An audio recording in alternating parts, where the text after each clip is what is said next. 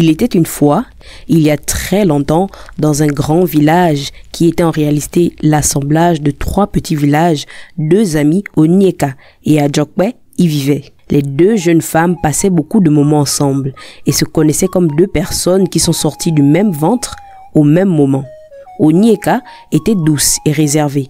Elle ne parlait pas beaucoup et suivait tout ce que Adjokpe faisait. Adjokpe, elle, aimait sortir, discuter avec des gens, rencontrer de nouvelles personnes.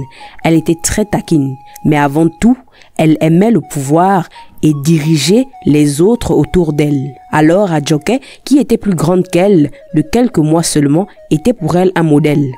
Les 2 jeunes femmes vivaient paisiblement. Elles n'étaient toutes 2 pas mariées. Dans ce village, il y avait quelque chose de particulier.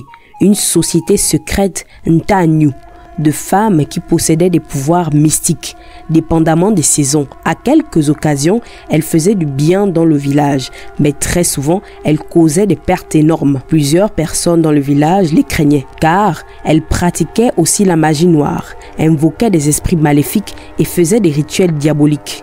Une fois, pendant plus de 5 ans, aucune femme du village n'avait accouché d'enfant, et cela était attribué à cette organisation.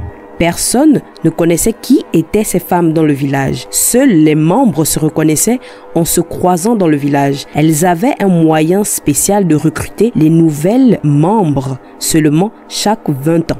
Mais personne ne savait comment. Certains disaient que c'était dans la nuit, d'autres en buvant telle ou une telle substance. Mais personne n'avait de connaissances justes. Adjokpe voulait faire partie de cette organisation. Elle voulait même être la chef du prochain recrutement. Alors, elle était à l'affût de tout ce qui pouvait être suspect. Un jour, une femme d'un certain âge venait d'arriver dans le marché. Elle vendait des bijoux exceptionnellement beaux.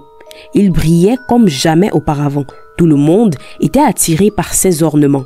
Au marché, il y avait une queue interminable pour prendre les bijoux. Seules les femmes y étaient et quelques hommes qui les voulaient pour leurs épouses. Personne ne connaissait cette femme nouvelle, au sourire si convaincant. À la vue des bijoux, personne ne pouvait y résister. Le 2e jour, la dame mystérieuse était toujours là. Et ce jour, Adjokpe et Onyeka passaient par le marché. Le regard de la femme croisa celui des jeunes femmes. Adjokpe voulait absolument avoir au moins un bijou. Elle se mit à faire la queue. Onyeka était sceptique. Pourquoi autant de gens autour de cette femme alors qu'il y avait d'autres bijoutiers dans le marché qui n'ont même pas un seul client? Mais Adjokpe l'a convaincue de faire au moins la queue avec elle. Elles restèrent debout toute la journée. Plusieurs, comme elle, avaient oublié pourquoi elles étaient d'abord venues au marché. Elles ne purent pas acheter les bijoux ce jour et Adjokpe était décidée. Elle devait au moins avoir un collier ou une bague. Le lendemain, très tôt, quand il ne faisait pas encore jour, Adjokpe sortit de sa case et s'en alla pour le marché. Elle était la première à attendre la vendeuse de bijoux. Quelques heures après, la dame vint s'installer au même moment où elle s'apprêtait à donner à Adjokpe le bijou. Onyeka arriva. La dame la regardait avec beaucoup d'attention. Elle lui offrit une bague en cadeau. Adjokpe était très surprise. Elle n'offrait de cadeau à personne. Onyeka la remercia. Elle était très contente. Elle voulait posséder tout ce que Adjokpe avait. Cette dernière prit son bijou. Elles s'éloignèrent du groupe de personnes qui s'agitaient autour de la dame. Les 2 jeunes amies étaient satisfaites de leurs bijoux. Mais la bague d'Onyeka était tellement belle et particulière. Elle lui dit: tu as de la chance, cette dame n'offre pas de bijoux à ses clientes. Peut-être même c'est à cause de moi. Tu as vu mon collier? Elle le disait en souriant. Les 2 amis s'en allèrent pour cuisiner pour leurs familles respectives. Après avoir mangé, Onyeka, prise de fatigue, s'endormit d'un coup. Pendant son sommeil, elle fit un rêve étrange. Elle se trouvait au milieu d'un groupe de femmes n'ayant aucun vêtement sur elles. Seule leur tête était couverte d'un pagne blanc. Elles étaient assises autour du feu au centre du village. D'autres personnes, hommes, femmes confondus, étaient ligotées au centre autour du feu. L'atmosphère était pesante. Et quand les femmes s'aperçurent qu'Onyeka était parmi elles, elles la regardaient toutes avec un sourire maléfique, comme si elle l'attendait. D'un coup, Onyeka se réveilla. Elle transpirait tellement que sa natte était toute mouillée. Elle alla se laver et retira tout ce qu'elle portait, y compris la bague. Elle la plaça dans une boîte noire. Cette nuit, elle ne pouvait pas dormir. Elle sentait comme des personnes qui l'observaient. Après 7 jours, la vendeuse de bijoux ne revint plus au marché. alors qu'elle avait toujours une bonne clientèle. Onyeka faisait à présent des rêves étranges où souvent des femmes qui voulaient lui offrir à manger de la viande crue. Et à chaque fois, elle arrivait à se réveiller à temps. Et ces rêves se passaient quand elle oubliait de retirer la bague avant de dormir. Des fois, la boîte dans laquelle elle posait la bague tombait et à chaque fois qu'elle la voyait, elle avait l'impression que la bague la poussait à la porter. Et quand elle ne portait pas la fameuse bague, elle ne faisait aucun rêve et dormait jusqu'au matin, paisiblement. 14 jours après, Onyeka rentrait chez elle. Elle revenait d'une commission de son père. Elle marchait seule la nuit, dans le sentier qui menait à sa case. À un certain moment, elle sentait que la bague se resserrait sur son doigt. Quand elle voulait l'enlever, elle ressentit comme un vertige et tomba en bas d'un arbre. Elle se réveilla au milieu des femmes de son premier rêve. Elle reconnaissait plusieurs parmi elles et aperçut le visage de son ami. Onyeka portait un pagne tout blanc. Les femmes portaient des pagnes rouges autour de leurs épaules et des foulards tout blancs. Elles récitaient des incantations en tournant tout autour d'elles.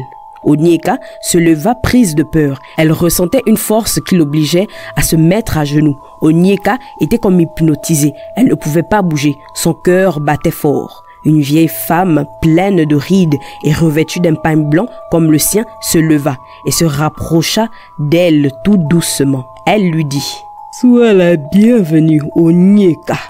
Tu es choisie pour représenter les Tanus. C'est toi. Oui, oui, oui. On t'attend depuis plusieurs jours déjà. Viens, bois. » En pointant du doigt un pot qui contenait une substance rouge et continua: « Et tu feras entièrement partie de nous, et nous serons des parts de toi. » Onyeka put bouger, et d'un acte de courage, elle se leva et se mit à courir en direction de la forêt. Elle courait de toutes ses capacités, sans savoir où elle allait en réalité. Elle ne voyait aucune lumière proche, mais elle courait jusqu'à ce qu'elle soit en face d'un gros baobab qu'on ne pouvait contourner. Elle vit un signe, et derrière elle, les femmes criaient son nom. Elle entra dans le baobab et d'un geste brusque, elle se réveilla juste à l'endroit où elle était tombée sur le sentier pour sa maison. Elle se leva et se mit à courir. Le sentier était encore plus sombre. Les arbres et les herbes bougeaient frénétiquement.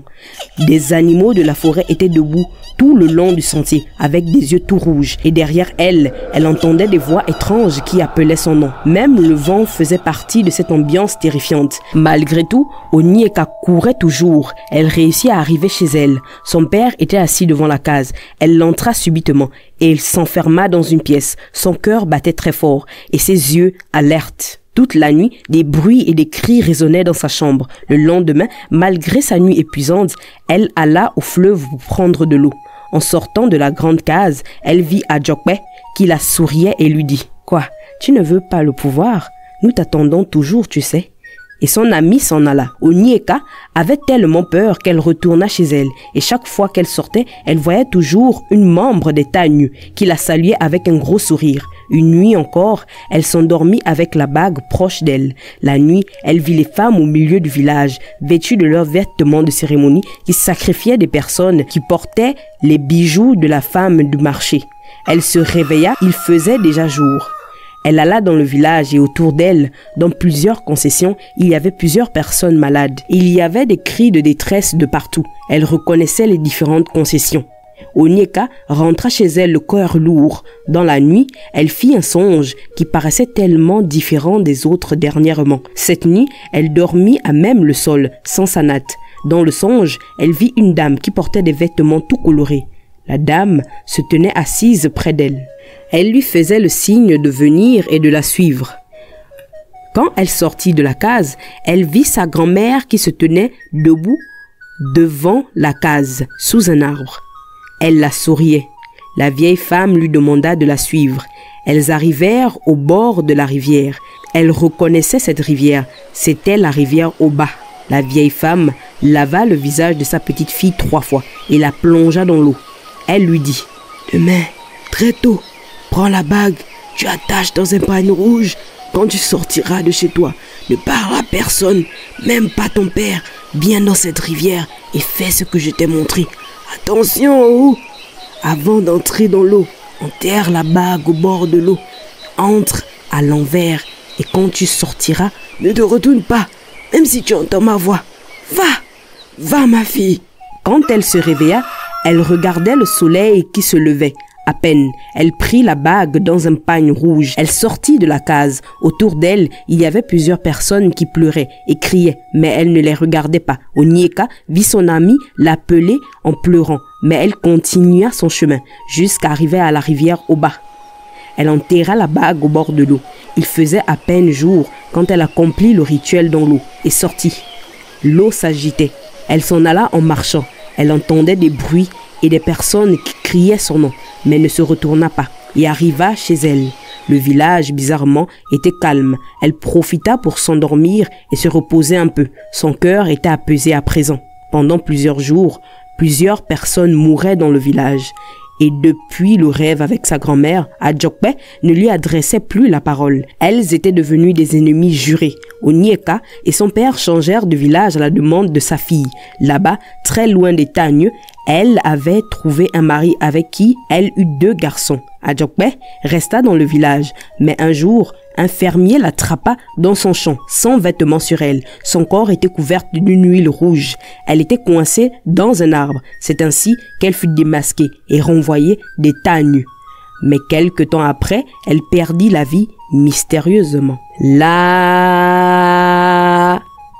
fin de cette histoire, nous pouvons tirer que suivre les modes, les nouveautés ou encore les tendances peuvent nous entraîner dans des situations irréversibles et difficiles. L'amitié est une relation particulière. Il est important de les choisir avec beaucoup d'attention.